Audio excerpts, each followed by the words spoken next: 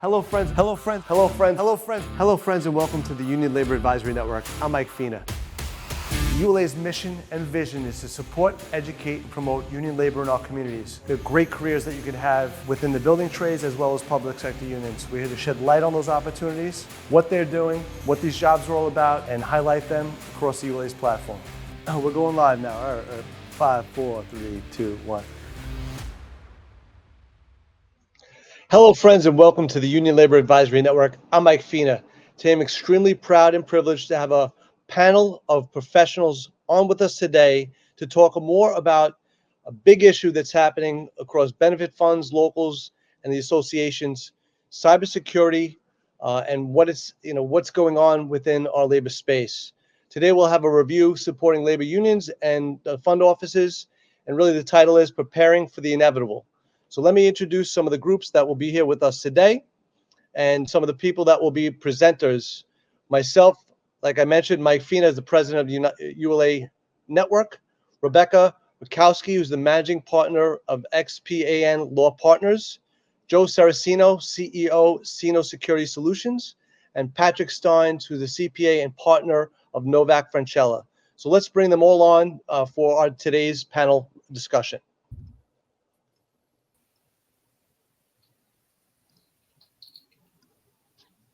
Hello, everybody, and welcome to the panel today. Hey, Mike, thanks for having us. You got it. You got it. And thanks for having us.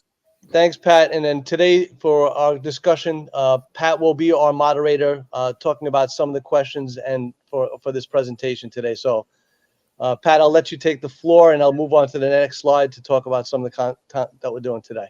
Okay.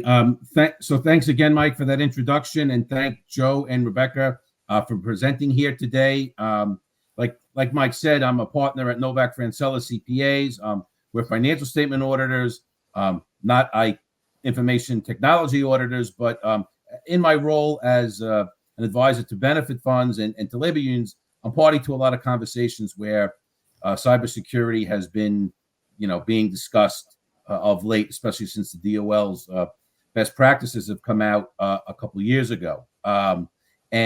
Basically, our objectives for today, as the slide says, theme for today is don't try to put cybersecurity in a box. It's a little bit more or a lot more than just cybersecurity questionnaires, not just getting insurance, but it's just a whole new thing where these entities have to realize that, day in and day out, they're either going to be hacked or someone's going to try to breach their system. And just going down the list, fiduciary risks and obligations.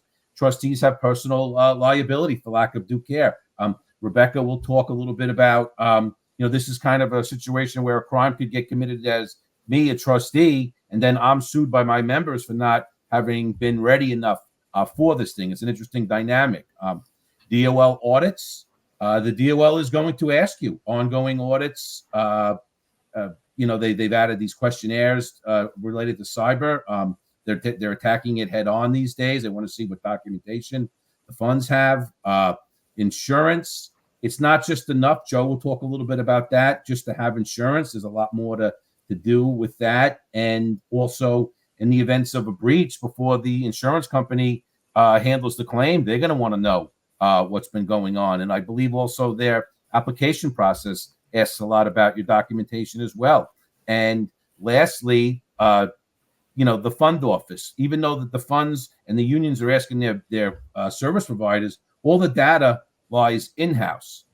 So the fund office, the union office, that's where we have the primary source of all the membership data. And that's where a big part of our risk is there also. So it's not just about our record keeper for our pension fund. It's also about, our service providers and what's going on internally. So right now, I'd like to introduce Rebecca Rakoski.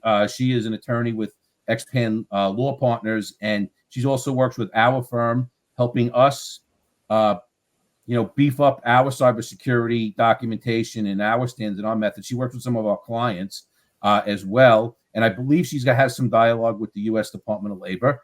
So Rebecca, could you just give us a little bit about a background about yourself? What it is that you do and how you're helping labor organizations and or benefit funds deal with DOL audits, DOL inquiries, upping their documentation, and anything that you might hear from the US DOL in general. Sure. Thanks, Pat. So Rebecca Rakoski, I am the managing partner of XPAN Law Partners. So we're a boutique cybersecurity and data privacy law firm. Literally all we do all day long is cybersecurity and data privacy for our clients. We work primarily with labor, with unions, with pension funds, with health and welfare funds, and deal with cybersecurity and data privacy, because it's not just DOL and it's not just HIPAA, it's state attorney general's offices, state privacy and security laws that organizations have to deal with.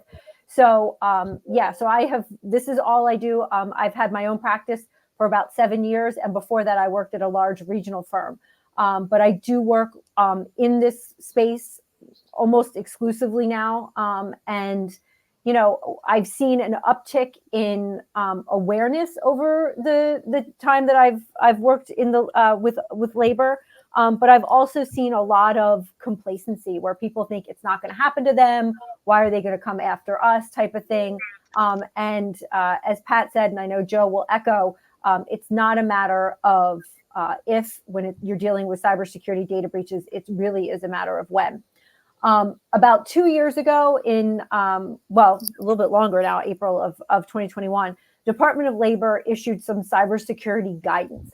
And there was a lot of ripples throughout the industry about how that was going to really, what was the impact of this? How is it going to affect how we do business?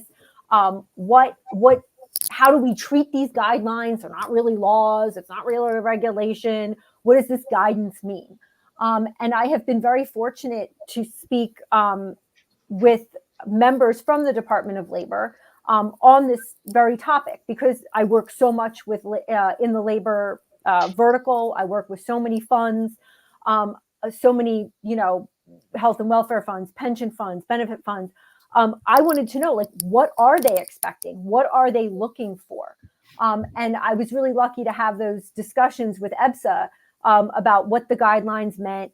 And interestingly enough, about 3 weeks ago, they issued updated guidelines, and they really expounded on what those original guidelines were intended. They made it very clear that health and welfare funds are not exempt. In other words, if you are a health and welfare fund, you have to comply with HIPAA. That doesn't mean you don't have to comply with Department of Labor. I've walked some clients through some DOL audits. Now they're not finding people, but they are asking, and they are making suggestions when they find things are not exactly lined up the way they would expect them to be. And this push really comes from a desire to ensure that the workers' benefits are there for them when they need them. So if a fund is spending all of its money responding to a data breach, they're not going to have those funds available when somebody wants to retire or somebody needs health insurance or whatever the case may be. That's really what drove them to create them. And it's what's driving them to, ask questions during an audit on this. Do you find any common findings or questions, or most likely things where, fund offices aren't ready yet? So a lot of times it's on the monitoring, it's on the annual risk assessments. They're finding a lack of documentation. I think we pointed out in the first slide, the fund offices, a lot of times they're saying, well, it's the TPAs, right? Because they're holding all of our information, so we should just be looking at them. And the Department of Labor has really disabused us of that notion. It is the fund office, because that's, as you said, Pat, that's where the information comes in, right? You're still holding that data somewhere in your fund office. And so that's really where they're looking at that. They're looking at the third-party questionnaires. They want to understand how we are encouraging our vendors to come up to snuff, if you will, if they are not. And they're really telling us too not to shed these vendors who aren't what we would consider compliant, but to work with them to get them compliant. initially, right? So not looking to upset the apple cart completely, but we're only going to be as strong as our weakest vendor link. So if we have vendors out there who are not taking cybersecurity seriously, we either work with them to bring them up to snuff, or we have to consider changing. But that's really like the last option. So those are the kinds of things that I hear them talk about a lot. And mostly because up until this point, we kind of have thought it's not no one's looking at us in the labor, in the area of labor and funds. But I can tell you there are a lot of funds who have been breached, a lot of unions who have had this issue. So it's coming soon to a theater near you if you have not had this experience yet. And perhaps when you do have this breach, is it likely that your insurance carrier is going to start asking some questions? Well, first off, I am a big proponent of having cyber liability insurance. So let me start off with the premise that you should have it, you should carry it, and it should be appropriate to the data you are storing, right? My firm does not store PII, PHI, personal information, protected health information in its systems. And I still carry $1 million worth of liability insurance, because you need to make sure that you have coverage if you get ransomware, you can't get your data, et cetera. But for fund offices and council offices and local offices, I promise you have more PII and PHI than I've got, right? So first you want to make sure you have it. But second of all, to your point, Pat, it's that they're asking questions in their questionnaire that then become part of your policy. So they're asking you about things like access controls and multi-factor authentication and remote work and all kinds of things. Their questionnaires went from like 1 and 2 pages to like 10 to 15 pages in the past couple of years. And so they've been paying out, right?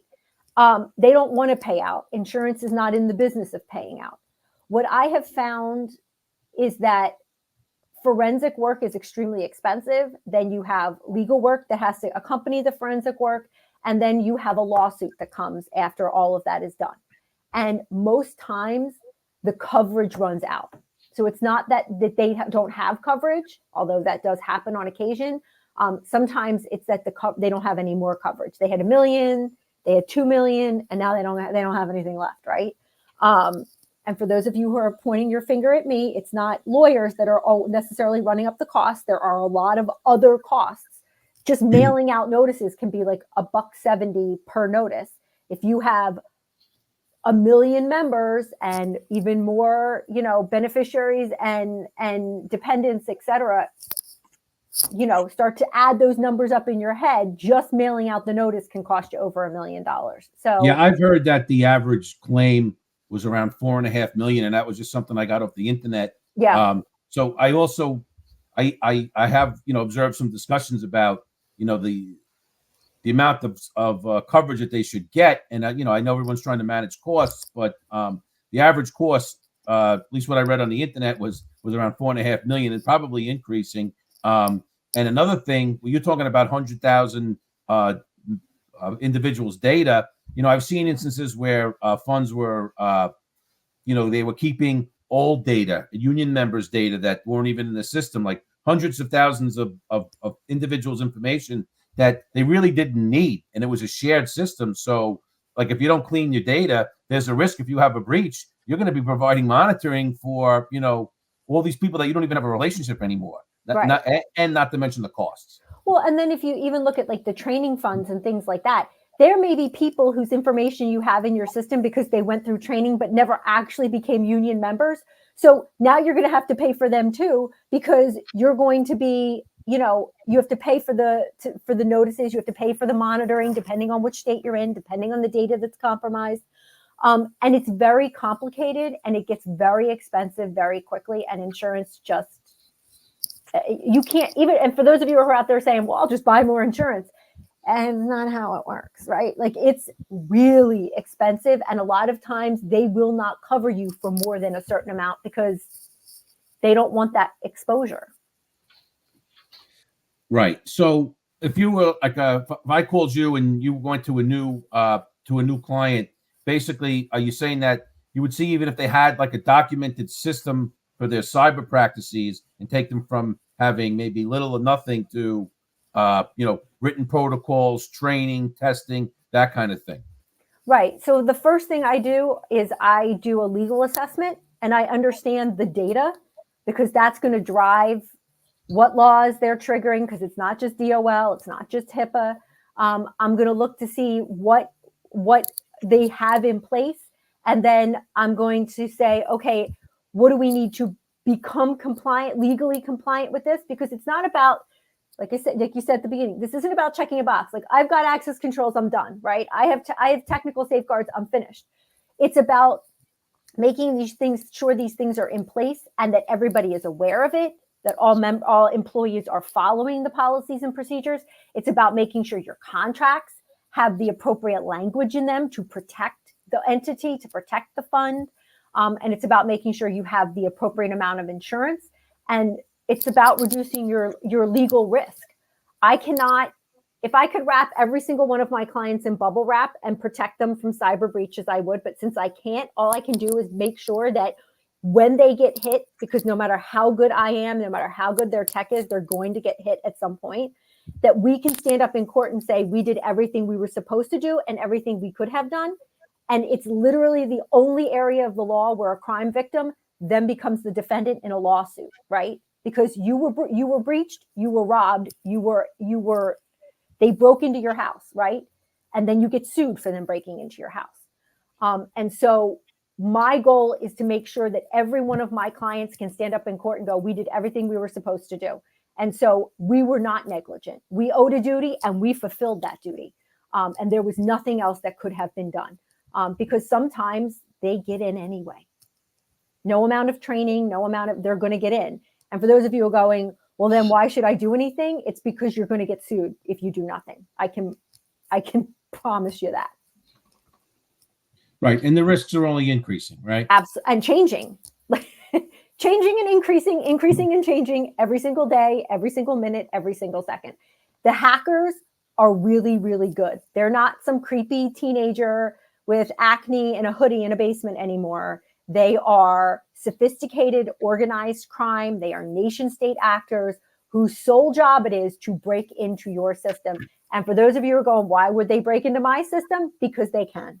Because that gets money for them to then be able to give to the North Korean government, to the Chinese government, to the Russian government, to the organized crime company. It literally is a company. They form them like companies, and feed the beast. And so their livelihood depends on their ability to get in, and they're going to try to come in. All right. Well, thank you for that. Now we're going to turn to Joe Saracino. He can introduce himself, the CEO of Cino Securities Solutions. Well, thanks, Pat. Appreciate it. I'll take it from here. Rebecca, that was great.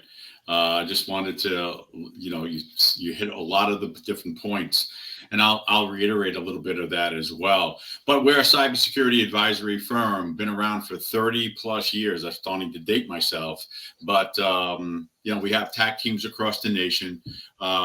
We a very strong military thread. Most of our folks are veterans, come out of the cyberspace. So we're able to at least get information out to everyone. We have licensed penetration testers. We're the white hats, and I'll explain that in a minute. But the big key here is that we're the guys who go out and test your system and basically get you to a point where you have visibility into what you have. If someone who's a bad actor can get into your system, and then what those vulnerabilities are, so you can then mitigate those vulnerabilities. And we go through a variety of other steps as well. But when we look at the processes and what's going on out in the field, everyone's coming at you. I mean, so you have to really look at how are you prepared? Because as Rebecca said, you may have the best defenses. Somebody's going to get in because we always say it's not a matter of if, it's a matter of when. the key here is that somebody's going to point a finger somewhere, and it's going to want to know what you were doing to protect the data. I have a little slide that says, we talk about why do you care? We'll talk about best practices, but I just wanted to get to that because we were talking a little bit about that. Is a why do you care slide that I have, because you're the fiduciary. You're responsible for your members' data, and you don't want your organization to have or be compromised. So all of those things really make a difference for you as a fund manager, as someone who's responsible for somebody's data. You don't want the daily disruption of your operation because it could be a terrific loss. Everybody talks about the ransomware, and you've heard it across the the landscape. Key here is that it's not just about the money that they're trying to extort from you. It is all of the other ingredients, the resource, the manpower. We talk about all of the different components when you talk about going through a breach, even a matter of getting letters out. These are all expenses, but it is really goes far beyond that, and it's long lasting. It's not something that's once and done and it's over, because these things come to haunt you. And if you've been breached, well, let's face it, the bad guys, if they know that they've breached you, they're coming back to you. So you're on their radar. But big key is that what you have to do is you have to go through the steps, and that's the best practices. When Pat was relating to NIST, which is the National Institute of Standards and Technology, that's really the grandfather. Those are best practices in the business, and they change over time. And the reason why they change is the fact that there are new threats out there every day. And you really have to take cybersecurity and move it to the first spot in all of the activities that you do, because it is not something that you can take lightly anymore. And what's been happening is that you've had compliance, we have insurance, all of those agencies are kind of forcing everyone to really take a look at what their environment looks like. So that's where we come in, basically. We take a look at that. We go through your environment. We're the pen testers. We're going to look to be the bad guy, but the good guy. All right. And we're going to come in and take a look to see if we can get into your system. And we're going to let you know whether or not you have vulnerabilities. And we're going to say, hey, this is your prioritized rap sheet, so to speak, and what to fix. And how to get cyber safe or better cyber safe. And the key here is that we look at training, we look at policies. What Rebecca was talking about is really having a cybersecurity posture, because this is cybersecurity is all about protecting yourself and securing the data that you have. And you want to make sure that you and your organization is well prepared. So we talk about insurance. We talk about how to get yourself at the ready, and you have to go through all of the processes. Training is another area. There's a interesting slide that I have, which says that 70% of cyber attacks or events are mitigated just by training. Why? Because we're the weakest link. The bad guys want to go to the weakest link. They don't want to go to the ones that have these defense and layers. They want to take you and get to you. So there's many, many different ways to get into a system, but the best way to get into a system is through the weakest link, which is all of us. So we have to be trained to make sure that we're looking at an email correctly, that we're treating a phone call correctly or a text message correctly. And with artificial intelligence and with deep fake threats that are coming out, you really have to take that whole game and heighten it. So those are some of the things that, we look at, but we also train on, because the bottom line is that this is an everlasting evolution of threats, and it's not going away. So you want to make sure that you're doing all the things that are necessary to be in compliance, to make sure that your insurance, once you put an insurance claim in, that you can get paid on that claim. Because if you write out an application, and Rebecca says now they're 10 pages long, but if you're not doing the things that you say you're going to, or that you're supposed to do, once you get the cyber application, you may not get the claim paid because you weren't doing those types of things, like making sure that you had all of the controls, making sure you had policies in place, an incident response plan, a business continuity plan, that you were doing the things that were necessary in order to get the insurance to begin with, and then also to be in compliance with the DOL and with other state and federal guidance or policies. So those are the things that you have to really look at. It's a lot, but again, there's no choice anymore. I have to tell you this: no choice. You have no choice. You must address and have cybersecurity on the front burner. So I wonder if the cyber insurance claim gets denied because of the right steps weren't taken. I wonder if that goes to the fiduciary policy or directly to the trustees or the fiduciaries. Interesting thought right there. I think it's going to depend on what they were doing and what actions they were taking, whether or not you're going to have that additional coverage available to you.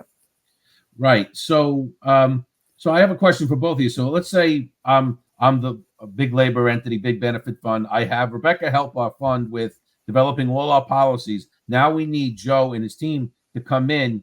One of the first things, Joe, you said we would do an assessment. Now, is there such a thing called like a NIST readiness assessment, since there's like different, cybersecurity rules from state to state? Could that be like a common standard? We could say to the DOL, all right, we've been doing NIST audits, and then we've done everything we can to demonstrate that. Well, if you look at NIST, they basically put out the best practices. A lot of the different policies, rules, and regulations, like the DOL, like the DFS, like GDPR, take all of those best practices and then compile a specific policy that people should be practicing. What we do is we follow that. So if you are looking to say, okay, I need to be NIST ready or DFS ready or DOL ready, we're going to cover that. We're going after the assessment. We're looking at the knowing that you have the policies, the rules, the regulations internally, technically, to go after, to say, hey, look, I did an assessment. And that's what you really want. That's the first piece that you need to look at. You need the assessment. Where do I stand today? First of all, am I at the ready to be hacked? Do I have everything that I need to at least address and maybe mitigate if I have vulnerabilities? What kind of equipment do I have? How's my my internal systems? How are my controls holding up? And even if people go into the cloud, that's another misconception. I got everything in the cloud. I'm okay. I don't have anything, but you still have to have controls and policies in place when you have and interact with that cloud. So there are things that you really need to look at, but you need to take a moment. You need to look at your environment, and you need to assess all of the parts. And those parts change. But really, right now, if you took a look at it, it's the assessment, it's the penetration testing, it's the going in and taking a look at your network and analyzing your network, and that's what we do. It's the training. People talk about training. So cybersecurity awareness training, you'll see that. So we do that, and we also do the phishing campaigns. So, after you do the training, well, how good was the training? Did you learn things? Were we able to come in and now phish you a little bit? So those are part of the best practices. And then we take a look at policies. We take a look at the insurance to make sure that what we find and what we look at, does it match up to what you said on your application? So you at least you're playing in that field. But bottom line, overall, you have to have the assessment. That's the first thing out of the box. And this way, you know where you stand and you know what you need to fix. Simple as that. So it sounds as if, like, to wrap it up, the cybersecurity threats are real. They are becoming more and more each day. We have to create a culture or a posture, a cybersecurity posture, with documentation, with policies, and on top of that, it has to be enhanced with ongoing testing, penetration testing. Most importantly, a vulnerability assessment day one to see what we have, get our insurance in order, and then when the end of the year comes, we do it all over again, because the threats are increasing, they're changing, the rules are changing. So it's an ongoing thing. And with Mike, thanks for putting this together, and Joe and Rebecca, thank you for speaking. Anybody listening, please feel free to comment. If there's anything addition that you might want us to talk about in the future, possibly a little bit more of a deeper dive on some of the testing, or cyber insurance as far as coverage and how to handle the application. That those are things that we could be talking about in the future. Pat, thank you, Rebecca and Joe, for all the knowledge and information.